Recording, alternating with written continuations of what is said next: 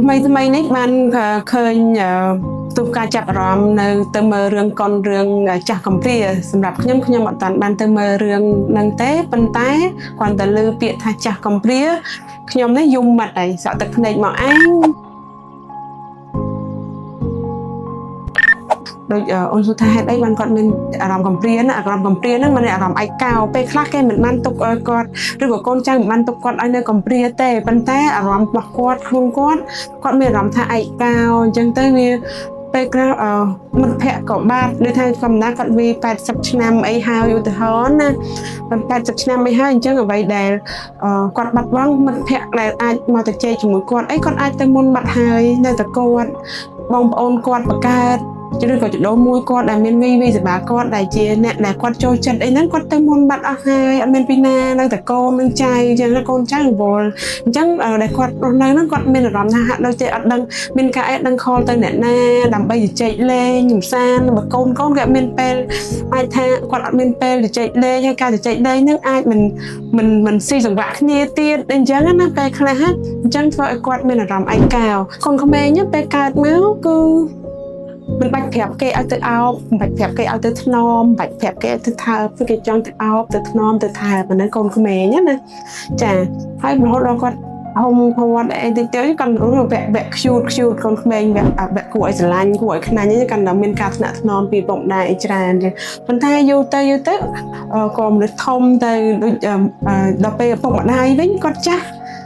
វាអត់បានឃើញទៅអោបឬក៏ទៅថើបឬអីទៀតទេវាបាត់ភាពថ្នាក់ថ្នមហ្នឹងណាអញ្ចឹងពេលខ្លះចាស់ខ្លះបើគាត់នៅមានដៃគូដៃពុនគាត់ដែលស៊ីសង្វាក់គ្នាក្នុងការល្អងល្អឿនគ្នាអត់អីចាស់ខ្លះទៀតធ្វើតែគាត់នៅក្នុងដៃគូដូចថាជីវិតប្តីប្រពន្ធរបស់គាត់មែនក្នុងរូបភាពប្តីប្រពន្ធគាត់តែខ្លះគាត់និយាយត្រូវគ្នាអញ្ចឹងគាត់អាហ្នឹងក៏ធ្វើឲ្យគាត់មានអារម្មណ៍ឯកោដែរអាហ្នឹងមួយពេកចាស់ខ្លះទៀតដូចថាគ្រួសារគាត់បានបែកទៅយូរហើយគាត់នៅតែឯងជាមួយកូនចៅគាត់មានតែបែកហ្នឹងគឺបានន័យថាបានលេចាក់លោកនេះហើយអញ្ចឹងណាចាគាត់ទទួលនិច្ចកម្មអីហើយអញ្ចឹងហើយគាត់នៅតែឯងជាពោះម៉ាយឬក៏ម៉ាយអីអញ្ចឹងទៅនៅតែជាមួយកូនអីអញ្ចឹងគាត់មានអារម្មណ៍ឯកោបាត់ដៃគូទៅចែកលេងបាត់ដៃគូនេះតាមចំណាំដែលខ្ញុំចំណាំនិយាយថាបាត់ដៃគូផឹកតែយល់ចិត្តផឹកតែអញ្ចឹងណាចាហ្នឹងក៏ជាធ្វើគាត់មានអារម្មណ៍ឯកោដែរខ្ញុំសម្គាល់ឃើញទៅខ្ញុំគិតថាអ្វីដែលគាត់បាត់បង់បំផុតធ្វើឲ្យគាត់ឯកោនោះគឺគាត់បាត់បង់ភាពស្និទ្ធស្នាលបាត់បង់ក្តីស្រឡាញ់អញ្ចឹងណាហ្នឹងខ្ញុំមើលឃើញគឺគាត់គឺកាប់ពិតមិនមែនថាកូនចៅអត់ស្រឡាញ់គាត់ទេប៉ុន្តែគាត់ខ្លួនឯងគាត់ទទួលបានអារម្មណ៍នៃការផ្ដល់ឲ្យនឹងអញ្ចឹងណាអញ្ចឹងធ្វើឲ្យគាត់មានអារម្មណ៍ថាគាត់អត់មានអ្នកណាស្រឡាញ់មានអ្នកយល់ចិត្តគាត់តែឯងអញ្ចឹងទៅអាហ្នឹងមួយប៉ុន្តែមួយទៀតចាស់ខ្លះដែលខ្ញុំថាច្រើនតែកើតឯកោច្រើនតែកើតលើបរិះហ្នឹងវាច្រើនដោយសារជាឪពុកភាគច្រើនគាត់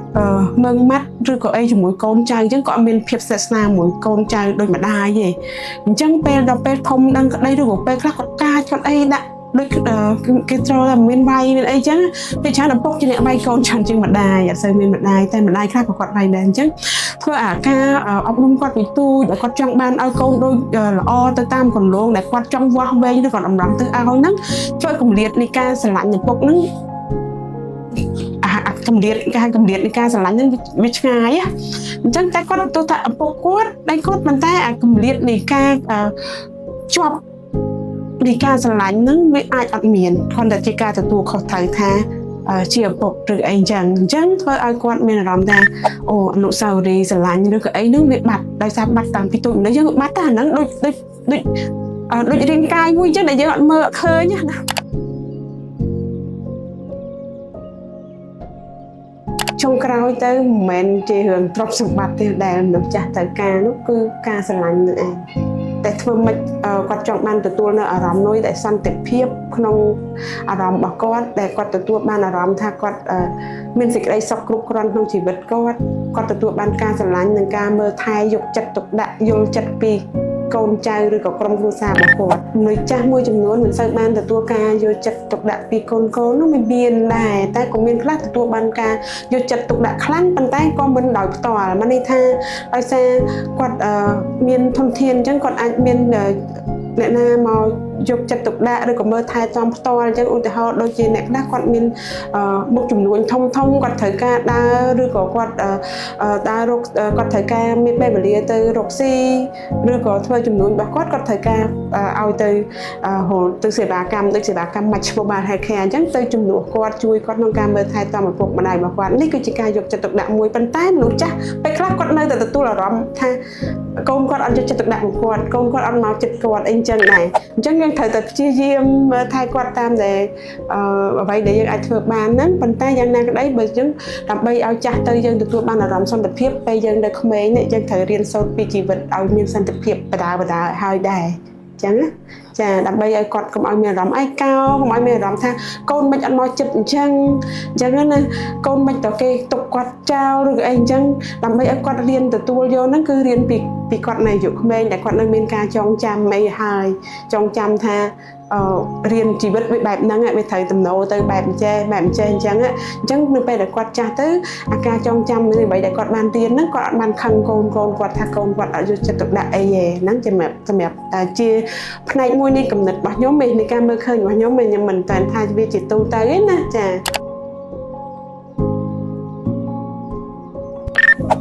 ធ្លាប់ជួបច្រើនទៀតប៉ុន្តែជួបភាគច្រើនអ្នកដែលថាឯកាសុតហ្មងគឺច្រើននៅបរទេសដែលគាត់មករស់នៅស្រុកយើងហើយគាត់អត់ចង់ទៅស្រុកគាត់វិញព្រោះគាត់ថាទៅស្រុកគាត់វិញគាត់គ្មានញាតិដែរព្រោះគាត់ចេញមកយូរហើយអញ្ចឹងណាចាហើយសួរថាអារម្មណ៍គាត់បែបណាពេលហ្នឹងគឺពេលគាត់មកជួបយើងដែលជាក្រុមហ៊ុនផ្ដល់សេវាថែទាំសុខភាពម៉ាច់ហ្នឹងយើងតាមរយៈស្ថានទូតមើលគាត់ទៅគាត់ប្រាប់ថាគាត់ដូចជួបទេវតាអញ្ចឹងគាត់អត់ដែលទទួលបានអារម្មណ៍កក់ក្ដៅក្នុងការយកចិត្តទុកដាក់ថែទាំទេគាត់ជាអញ្ចឹងអញ្ចឹងគឺជីវិតឯការបស់គាត់ហ្នឹងគឺគាត់ឯកាយូរហើយតែគ្រាន់តែពេលគាត់នៅមានកម្លាំងកំហែងដើរបានគាត់អត់សូវនេះទេគាត់មានមិត្តភ័ក្តិមានអីទៅជែកមិត្តភ័ក្តិទៅជែកអីចឹងតែប៉ុន្តែដល់ពេលវគ្គគាត់ឈឺគឺគាត់ដូចហៅថារញ៉េរញ័រគឺថា lose control អីខ្លាំងថាគ្រប់គ្រងអារម្មណ៍ខ្លួនឯងពេលខ្លះគឺពិបាកហ្មងព្រោះគាត់ដឹងថាគាត់ម្នាក់ឯងគាត់មានញាតិសន្តានគាត់អត់មានម៉ែឪបងប្អូនអីទេនៅស្រុកគាត់ថាគាត់បាត់អស់ហើយអីអញ្ចឹងណាចាអញ្ចឹងគាត់គាត់ជួបច្រើនទៀតអញ្ចឹងគាត់ថាពេលគាត់ជួបយើងពេលដំបូងគាត់មកជួបនឹងខ្ញុំផ្ទាល់អញ្ចឹងណាគាត់ថាគាត់ lucky ខ្លាំងណាស់ដែល God arrange គាត់ឲ្យមកជួបអីអញ្ចឹងតែគាត់ថាអញ្ចឹងហើយមួយទៀតបន្ទាប់មកខ្ញុំបញ្ជូនក្រុមការងារទៅមើលថែគាត់ឬក៏ទៅគ្រូពេទ្យទៅពិនិត្យគាត់អីចឹងគាត់ថាក្រុមការងារឯងល្អតែអញ្ចឹងណាអញ្ចឹងបានគាត់ថា match become a hub of kind-hearted people គាត់និយាយអញ្ចឹងហ្មងគាត់អ្នកឲ្យបន្ទុកអញ្ចឹងហ្មងគាត់ថាអញ្ចឹងពួកគាត់ឃើញគ្រប់គ្នាទៅសិតតែល្អអញ្ចឹងគាត់ថាខ្ញុំบอกបែរថាម៉ាច់គឺជាបណ្ដុំនៃមនុស្សដែលសម្បូរទៅដោយសន្តានចិត្តមេត្តាគាត់ចង់និយាយអញ្ចឹងគឺគាត់សប្បាយចិត្តគាត់រំភើបជាមួយអ្វីដែលយើងផ្ដល់ជូនគាត់មែនតើហើយខ្ញុំក៏គ្រប់គ្រងដែរដល់ពេលឃើញគាត់រំភើបពេកហើយគាត់ express គាត់បញ្ចេញអារម្មណ៍ដែលថាគាត់រីករាយនឹងទទួលយករំភើបខ្លាំងគាត់ស្វាក់ទឹកភ្នែកអីក៏មានដែរជីវិតចុងក្រោយរបស់គាត់ចង់បង្ហាញនៅអ្វីដែលគាត់អារម្មណ៍គាត់មាននៅក្នុងចិត្តយូរហើយអីអញ្ចឹងទៅឲ្យនរណាម្នាក់បានស្ដាប់គាត់អីអញ្ចឹងអាហ្នឹងក៏ជាបំណងប្រាថ្នារបស់គាត់មួយដែរអញ្ចឹងដល់គាត់សប្បាយចិត្តដែរ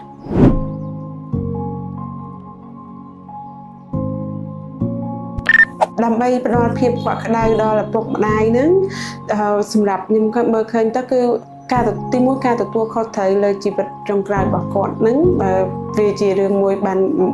ដូចថាធម្មតាមានគេថាមាន list ច្រើនដើម្បីបំពេញភាពកក់ក្ដៅឪពុកម្ដាយហ្នឹងទីមួយយើងក៏ដឹងថាតើគាត់ចូលចិត្តអីដែរអញ្ចឹងគាត់ចូលចិត្តអីដែរអញ្ចឹងការទទួលខុសត្រូវរបស់កូនហ្នឹងជាការចូលរួមចំណែកផ្ដល់ឲ្យឪពុកម្ដាយមានភាពកក់ក្ដៅដូចចាស់ខ្លះគាត់ថាចាស់ទៅគាត់ត្រូវទៅនៅស្រុកគាត់វិញគាត់ចង់ទៅនៅស្រុកគាត់ចង់ទៅអញ្ចឹងបើដើម្បីបំពេញសេចក្តីសុខបានកូនត្រូវតែជូនគាត់ទៅនៅស្រុក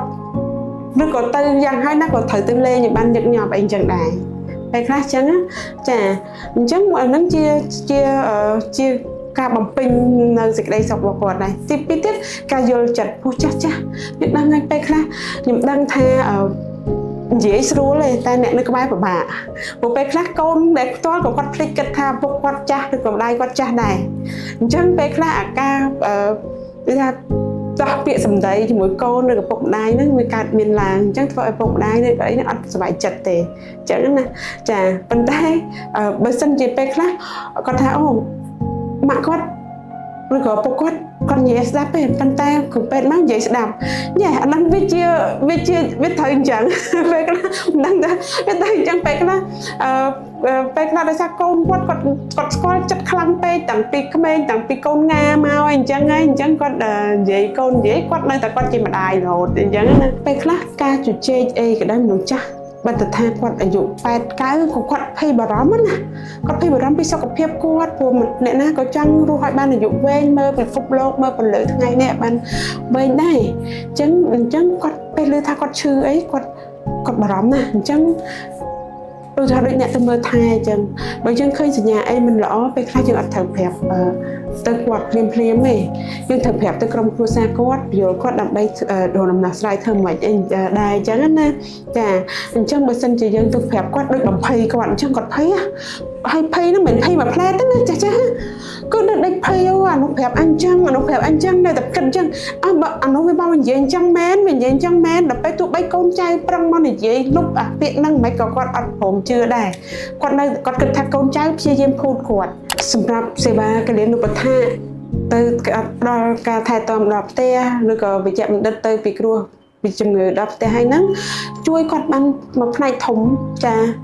ជួយច្រើនមែនតើសម្រាប់ការមើលឃើញរបស់ខ្ញុំពេលជាពិសេសគាត់មនុស្សចាស់គាត់ពិបាកធ្វើដំណើរទៅមន្ទីរពេទ្យឬក៏ពេលខ្លះគាត់អត់ចង់ទៅតែម្ដងអញ្ចឹងកូនអាចតកតងមកយើងបានទាំងអ្នកដែលមិនទាន់មានតម្រូវការ24ម៉ោងឬក៏គ្រាន់តែតម្រូវការវិជ្ជបណ្ឌិតទៅពីនឹងជាបានដល់ផ្ទះក្នុងនាមយើងជាកូនតួនាទីរបស់យើងត្រូវតែយកចិត្តទុកដាក់ខ្ពស់ចំពោះឪពុកម្ដាយជាទីស្រឡាញ់របស់យើងដែលគាត់ចិញ្ចឹមបីបាច់ថែរក្សាយើងរហូតដល់ធំពេញវ័យអញ្ចឹងជាពេលវេលាដែលយើងត្រូវតបស្នងសងគុណជូនគាត់វិញចា៎